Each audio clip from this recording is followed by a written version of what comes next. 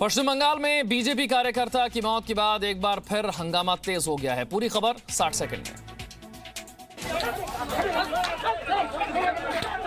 सड़क पर हंगामा, चलते टायर और नारेबाजी। कहीं मातम है, कहीं गुस्सा। के हावड़ा में बीजेपी कार्यकर्ता किंकर मांझी की हत्या ने सियासी तापमान बढ़ा दिया है। किंकर मांझी को 24 अक्टूबर को गोली मारी गई थी और पिछले 5 दिनों से वो कोलकाता के अस्पताल में भर्ती थे। पुलिस का कहना है कि जमीन विवाद में हत्या की गई है, लेकिन बीजेपी ने हत्या के लिए तृणमूल कांग्रेस को जिम्मेदार ठहराया है और इसके विरोध में बीजेपी कार्यकर्ताओं ने बागनान इलाके में विरोध प्रदर्शन भी किया। आज बीजेपी ने इस हत्याकांड के खिलाफ 12 घंटे का बंद बुलाया है। पश्चिम बंगाल में राजनीतिक हिंसा और हत्या की घटनाओं के बीच राज्यपाल जगदीप धनखड़ आज गृह मंत्री अमित शाह से मुलाकात करेंगे।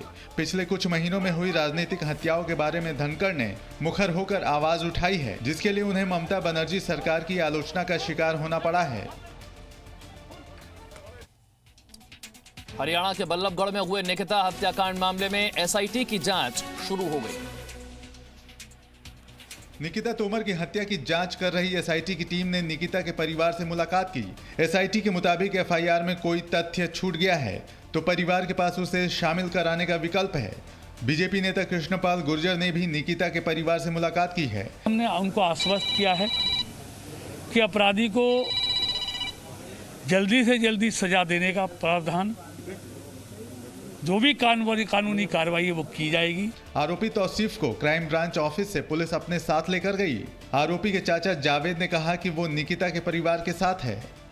न्याय मिलना चाहिए, हम न्याय के साथ हैं, अन्याय के साथ नहीं है। चाहे वो हमारा अपना बच्चा हो, चाहे वो किसी दूसरे का हो। वहीं बीजेपी नेता संजीव बालियान ने निकिता की हत्या पर कांग्रेस नेता राहुल गांधी और प्रियंका वाड्रा के बल्लभगढ़ नहीं जाने पर सवाल उठाया है। बीजेपी का आरोप है कि हाथरस जाने के लिए जिद पर अड़े राहुल गांधी और प्रियंका वाड्रा इसलिए बल्लभगढ़ नहीं जा रहे हैं क्योंकि आरोपी तौसीफ के परिवार के कई लोग कांग्रेस से जुड़े हुए हैं। केंद्र सरकार ने जम्मू कश्मीर में भूमि स्वामित्व अधिनियम संबंधी कानून में बदलाव किया तो जम्मू कश्मीर की सियासी पार्टियों को अपनी जमीन खिसकती दिख रही है। और अब किस तरह इस बदलाव को बल्लभगढ़ की वारदात से जोड़ा जा रहा है, देखिए 60 सेकंड में। जम्मू कश्मीर में भूमि स्वामित्व अधिनियम संबंधी कानून में हुए बदलाव पर पीडीपी का सियासी हंगामा जारी है। सड़क पर प्रदर्शन किए जा रहे हैं और जुबान पर है अजीबोगरीब बयान। पीडीपी के महासचिव सुरिंदर चौधरी का कहना है कि जम्मू कश्मीर में दूसरे राज्यों के लोग बसेंगे तो अपराध बढ़ेगा। इससे यहाँ पे क्राइम रेट बढ़ेगा। जो बाहर के लोग आएंगे वो उससे क्या होगा, यहाँ गुंडागर्दी बढ़ेगी, यहाँ रेप केस बढ़ेंगे, यहाँ लोगों में जमीनों पे कब्जे मारे जाएंगे। तो सवाल ये है कि क्या कानून व्यवस्था को इस जमीन बिल से जोड़ना ठीक है? भू स्वामित्व बिल रहते हुए भी जम्मू कश्मीर में कठुआ जैसा कांड हो चुका है। फिर इस तरह की दलील क्या सिर्फ अपनी राजनीतिक जमीन बचाने की कोशिश भर नहीं? जम्मू कश्मीर से आर्टिकल 370 खत्म होने के बाद से ही पीडीपी और नेशनल कॉन्फ्रेंस अपनी सियासी जमीन की तलाश में हैं और उनके बयान रोज रोज नए विवाद बढ़ा रहे हैं।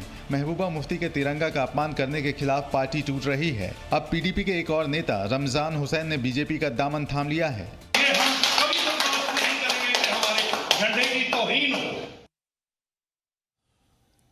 मजहबी कट्टरता के खिलाफ फ्रांस के राष्ट्रपति इमैनुअल मैक्रों की जंग जारी है और इस बीच पाकिस्तान इस बहाने दुनिया भर के मुस्लिम देशों को भड़काने की कोशिश कर रहा है।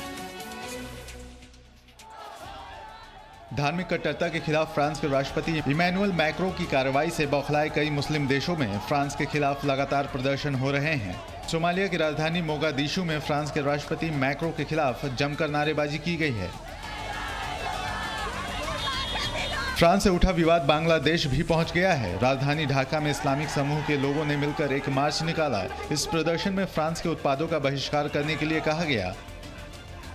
इससे पहले खाड़ी देश और पाकिस्तान भी फ्रांस के उत्पादों का विरोध कर चुके हैं।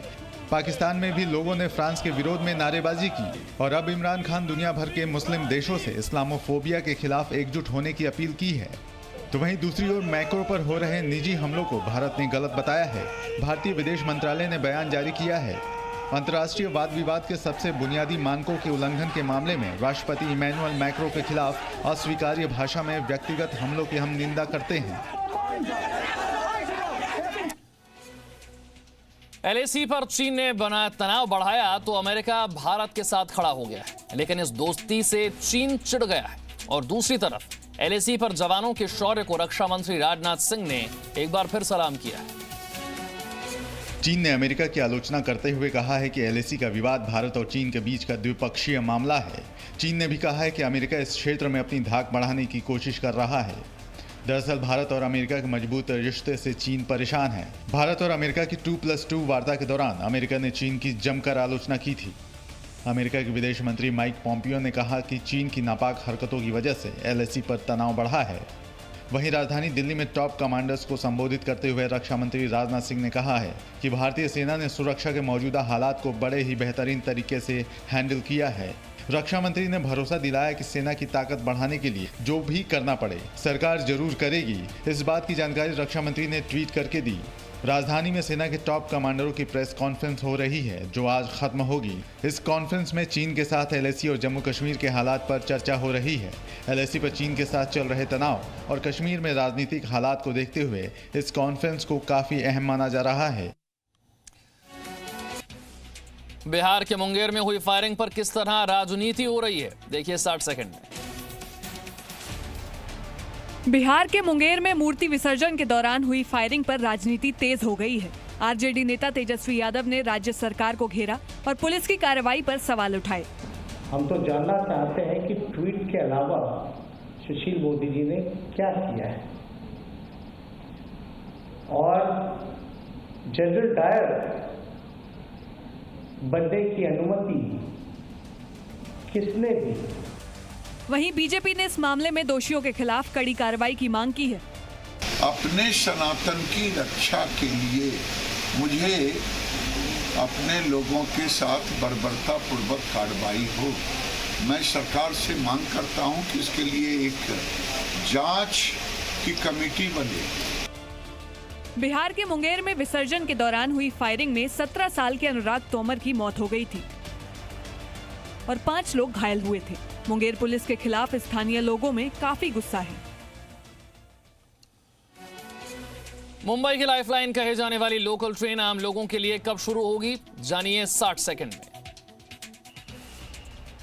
महाराष्ट्र सरकार ने रेलवे से आम लोगों के लिए लोकल ट्रेन शुरू करने का आग्रह किया है। अभी आम लोगों के लिए लोकल सेवा बंद है। महाराष्ट्र सरकार ने रेलवे को लिखी चिट्ठी में सुझाव दिया है कि आम लोगों को पहली लोकल ट्रेन शुरू होने से लेकर सुबह 7:30 बजे तक, इसके बाद सुबह 11 बजे से शाम 4:30 बजे तक और उसके बाद रात 8 बजे से आखिरी लोकल ट्रेन चलने तक सफर की अनुमति दी जा सकती है। हर 1 घंटे के अंतराल पर महिला स्पेशल ट्रेन चलाई जा सकती है। अभी आम लोगों के लिए लोकल सेवा बंद है। सिर्फ सरकारी कर्मचारी और आवश्यक सेवा से जुड़े लोगों को ही लोकल ट्रेन में सफर की इजाजत है। लेकिन अब महाराष्ट्र सरकार चाहती है कि सेवा आम लोगों के लिए भी बहाल हो। अपनी चिट्ठी में महाराष्ट्र सरकार ने अपील की है कि उपनगरीय ट्रेनों के फेरे भी बढ़ाए जाएं। फिलहाल रेलवे मुंबई उपनगरीय नेटवर्क पर 1410 विशेष ट्रेनों का संचालन कर रहा है, जिसमें 10 महिला विशेष ट्रेनें भी शामिल हैं।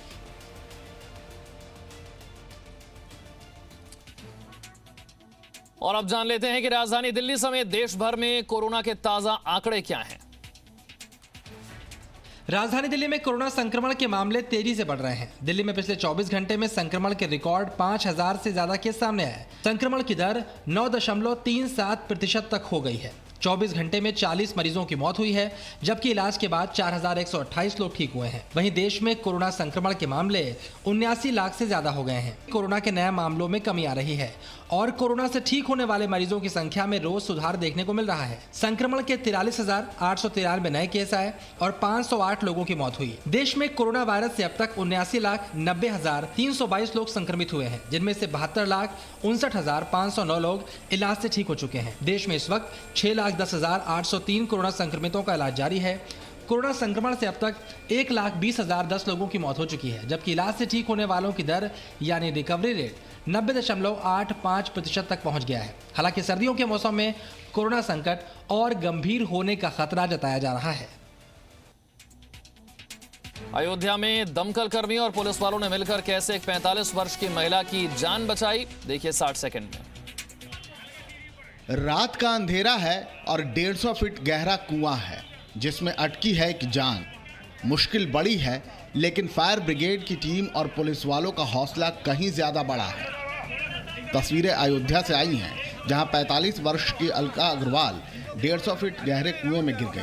लोगों ने फौरन कोतवाली नगर पुलिस को जानकारी दी तो फायर ब्रिगेड की टीम और पुलिस वाले रेस्क्यू के लिए आ गए और फिर शुरू हुआ ऑपरेशन जिंदगी। जब हर तरकीब नाकाम नजर आने लगी तो फायर ब्रिगेड के जवान सलाउद्दीन खुद कुएं में उतरे और अलका को अपने कंधे पर बाहर निकाला। कोतवाली नगर क्षेत्र में एक महिला एक कुएं में गिर गई थी और सूचना पर तत्काल फायर सर्विस की रेस्क्यू टीम, सिविल पुलिस और सभी अधिकारीगण यहाँ आए, उनको रेस्क्यू किया गया और वो कुशल हैं। फिलहाल अलका का अस्पताल में इलाज चल रहा है। हालांकि उन्हें ज्यादा चोट नहीं आई है, लेकिन एहतियातन डॉक्टरी जांच करवाई जा रही है। सेना के जवानों को अक्सर सरहद पर बंदूक थामे तो आपने देखा होगा, लेकिन आज एक मेजर का अलग और भावनात्मक रूप भी देखिए। गौहर मीर की जिंदगी में खुशियां लौट आई हैं। अब वो फिर से पढ़ लिख सकते हैं, अपना भविष्य संवार सकते हैं। गौहर न सुन सकते हैं न बोल सकते हैं, लेकिन उनके चेहरे की रौनक सब कुछ बता देती है। कुपवाड़ा के रहने वाले गौहर को ये खुशियां मिली हैं 21 राष्ट्रीय राइफल के एक मेजर की वजह से, जिन्होंने मानवता दिखाते हुए गौहर की सारी जिम्मेदारी उठाने का फैसला किया और अब कुपवाड़ा के स्कूल में गौहर का 9वीं क्लास में दाखिला भी हो चुका है। अब हम स्टार्ट करेंगे इनकी 9th क्लासेस के जो एजुकेशन है, स्पेशल एजुकेशन, वो यहाँ पे ही हम देंगे। जैसे साइन लैंग्वेज में इनको जो भी सिखाना है, 9th क्लास की बुक्स वगैरह, वो मैं इनको सिखाऊंगा और इनरोल रहेगा ये यहाँ पे ही एक लोकल स्कूल में। तो इसके जरिए और इसी के थ्रू ये हम आगे प्रोसेस करेंगे। आर्मी अफसर ने गौहर के लिए सिर्फ किताबें, यूनिफॉर्म की जिम्मेदारी नहीं उठाई है, बल्कि उनका इलाज कराने का भी फैसला किया है। Presenting B News app, available on Google Play and App Store. Download it now.